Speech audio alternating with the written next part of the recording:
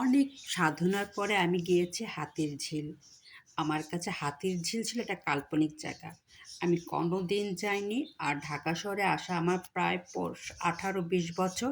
তবে সবার মুখে শুধু শুনি হাতির ঝিল, হাতির ঝিল। কিন্তু এটা যে এরকম, এটা এত সাধারণ আমার কোনো আইডিয়া ছিল না। আমি যখন ঈদের ছুটিতে গেলাম, আমার প্রথমে প্ল্যানিংয়ে আমরা ঈদের আগে করেছিলাম, আমরা এবার ঈদের ছুটিতে হাতির ঝিলে যাব। পরে সপরিবার গেলাম হাতির ঝিলে। বাহ! জায়গাটা অনেক ভালো লাগলো। তবে আমরা পৌঁছাতে পৌঁছাতে ৩টা হয়ে গেছিলো। যার ফলে যথেষ্ট একটু রোদও ছিল।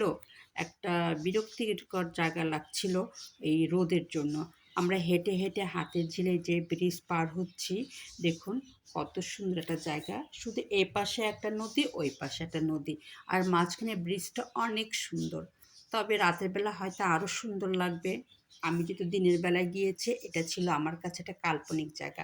আমার খুব ইচ্ছা ছিল আমি হাতির ঝিলে যাব কোনো একদিন। সাহেবের কাছে বায়না করেছি আমি এবার হাতির ঝিলে যাব ঈদের ছুটিতে। সাহেব শেষে আমাদের ৪ জনকে নিয়ে গেছে, অর্থাৎ সপরিবারে আমরা গিয়েছি।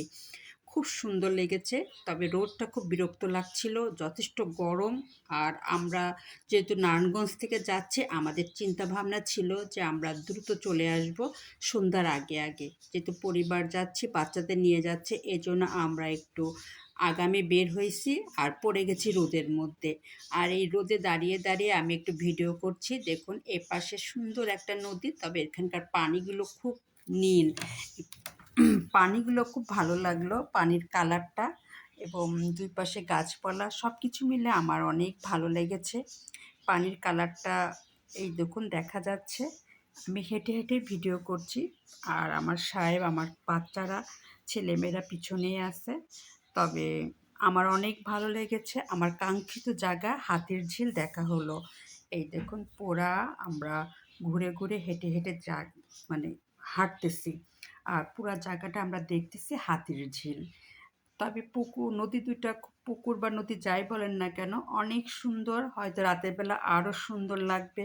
তবে আমরা কিছু খাওয়ার জন্য চলে আসলাম একটা রেস্টুরেন্টে। এটা রেস্টুরেন্টও বলা যাবে না। এখানে দেখলাম শুধু চটপটি আছে, ফুচকা আছে আর চা আছে। আর আর মনে হয় সিঙ্গারা আছে, তেমন কিছু নেই। আমরা কি করব, বাচ্চাদের চাহিদা অনুযায়ী তারপর আমরা ওটা খেলাম। জায়গার পরিবেশটা খুব সুন্দর ছিল, অনেক মনোরম ছিল। আবার আস্তে আস্তে একটু ঠান্ডাও পড়ছিল, মানে রোদ চলে গেল। পরে এই রাস্তা দিয়ে একটু হাঁটা শুরু করলাম, এই রাস্তাটা আরও সুন্দর লাগলো। সব কিছু মিলেই আমার কাঙ্ক্ষিত হাতির ঝিল ভালোই লাগলো।